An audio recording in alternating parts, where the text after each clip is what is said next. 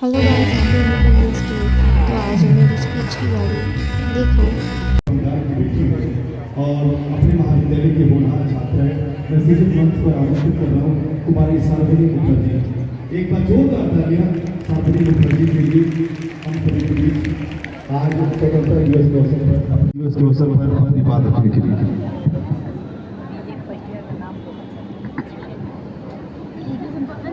My respected teachers and my dear friends, I am Sharbani Mukherjee, a student of BA first year in your reputed college. My birthplace is Kolkata, West Bengal, and my mother tongue is Bengali. I have done my schooling from Vidya Bharati Girls High School, Kolkata. I wish you all a very happy Independence Day. Today we celebrate 79th Independence Day. This day, August 15th, is a reminder of sacrifices of countless freedom fighters who fought for our independence from British rule. It's a day to honor the courage and determination and to reflect on the journey of our nation has taken. Let's remember our heroes in my mother tongue Bengali. আমি খুবই গর্বিত যে আমি সেই বাংলার মেয়ে যেই বাংলায় রবীন্দ্রনাথ, বিবেকানন্দ, নেতাজি সুভাষচন্দ্র মতো মহান মহান মনীষীরা জন্মগ্রহণ করেছে। এই মাটি থেকে প্রথম দেশের স্বাধীনতার ডাক উঠেছিল। এই মাটি ক্ষুদিরাম, সুভাষ, যতীন দাসের মাটি। বিনয় বাদল, দীনেশ মাস্টার দাস স্বাধীন ভারত দেখার স্বপ্ন মিশেছে এই আকাশে, এই বাংলার আকাশে। সিরাজ থেকে সুভাষ এই বাংলায় লড়েছে ব্রিটিশদের বিরুদ্ধে। তারপরে শুরু হলো সন্ন্যাসী ফকির বিদ্রোহ। 1770 দশকে ব্রিটিশদের বিরুদ্ধে জ্বলে উঠল বাংলা। 1857 এই বাংলা থেকে ঢেউ উঠেছিল সিপাহী বিদ্রোহে। ব্যারাকপুরের মঙ্গল পাণ্ডে শুরু করলেন বিদ্রোহ, ব্রিটিশদের বিরুদ্ধে প্রথম সশস্ত্র আন্দোলন। গুড়ি করে বোম ছুড়ে সাই মারতে শুরু করলেন বাংলার ছেলেমেয়েরা।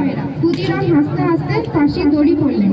1911 সালে মোহনবাগানের শিবদাস ভাদুড়িরা খালি পায়ে ফুটবলে হারিয়ে দিলেন ব্রিটিশদের। কাগজ পত্রিকা ছেপে বাঙালি ভারত জুড়ে ছড়িয়ে দিলেন লড়াইয়ের ডাক। 1919 সালে কবিগুরু রবীন্দ্রনাথ ঠাকুর জালিয়ানওয়ালাবাগ হত্যাকাণ্ডের পর ব্রিটিশদের দেওয়া নাইট উপাধি ঘৃণা ভরে ত্যাগ করলেন। স্বাধীনতার শেষ লড়াই। আজাদ হিন্দ ফৌজের মার্চে কেঁপে উঠেছিল বাংলা। 1943 সালে জাপান যাত্রা করেছিলেন সুভাষচন্দ্র বোস। জাপানি সৈন্য আর কিছু ভারতীয় সৈন্য নিয়ে সুভাষচন্দ্র বোস তৈরি করেছিলেন আইএনএ, ইন্ডিয়ান ন্যাশনাল আর্মি। দ্বিতীয় বিশ্বযুদ্ধের সময় লড়েছিলেন ব্রিটিশদের বিরুদ্ধে। অবশেষে 1947 স্বাধীন হলো ভারত। दोस्तों, मुझे पता है आपको मेरी भाषा समझ नहीं आई होगी, पर उम्मीद है आपको प्यारी लगी होगी। अब मैं हिंदी में भी अनुवाद कर देती हूँ। मैं बहुत गर्वशाली हूँ कि मैं भारत की बेटी हूँ और उस बंगाल में जन्मी हूँ जिस बंगाल में रविंद्रनाथ, विवेकानंद, नेताजी सुभाष जैसे महान महान मनीषी जन्म ग्रहण किया है। इस मिट्टी से देश की आज़ादी की पहली ये मिट्टी खुदराम दास की मिट्टी है। बिनोय बादल, दिनेश मास्टर दा के आजाद भारत देखने का सपना मिला है इस बंगाल के आसमान में। इस बंगाल में सिराज से सुभाष लड़े हैं अंग्रेजों के खिलाफ। फिर शुरू हुआ सन्यासी फकीर विद्रोह। 1770 के दशक में अंग्रेजों के खिलाफ जंग हुई थी बंगाल। इस बंगाल से 1857 में लहर उठी थी सिपाही विद्रोह की।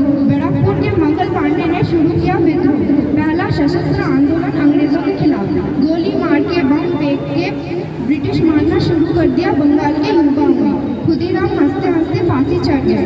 1911 में मोहनबागान के सिद्धार्थ भादुड़ी और बाकियों ने नंगे पांव फुटबॉल में अंग्रेजों को फूल चटाए।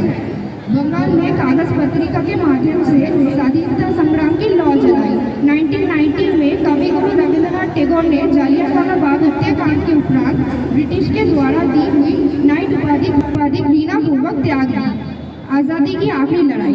आज़ाद हिंद फौज के मार्च से कांप उठी थी बंगाल। सन 1943 में सुभाष चंद्र बोस ने जापान यात्रा की थी।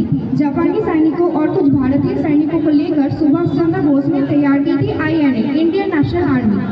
दूसरे विश्व युद्ध के समय लड़े थे वो अंग्रेजों के खिलाफ। आखिरकार आजाद हुआ भारत।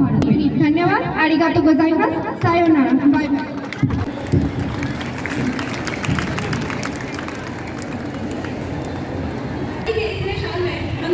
टेक्नोलॉजी, संगीत, साहित्य से लेकर लगभग हर क्षेत्र में उन्नति किया है। यहाँ तक हमने चार पर भी कदम रख लिया है, लेकिन आज भी हमारे समाज में एक दूसरे के प्रति नफरत और अराजकता फैली हुई है।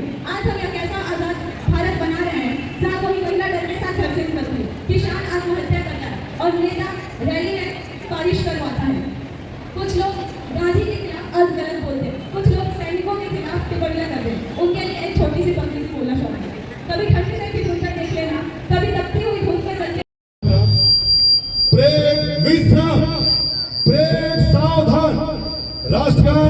एक साथ प्रारंभ।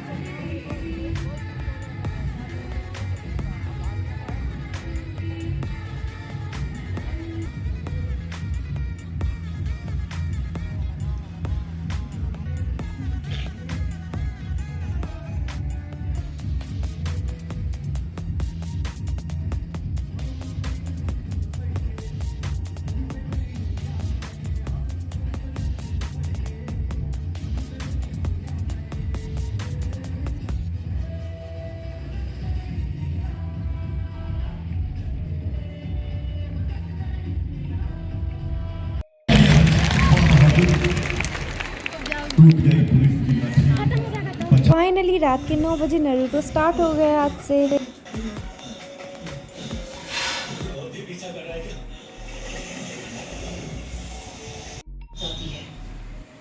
और ये सब सीख को बस एक अरसा पहले ओरोचिमारू से लड़ते हुए मैंने जानबूझकर नाइन टेल्स की पावर को इस्तेमाल करना चाहा और उसे अपनी विल पावर की एहसास दिखाया। ऐसे मत लो कि वो तुम्हारी जागीर है, मेरे सामने तो बिल्कुल नहीं।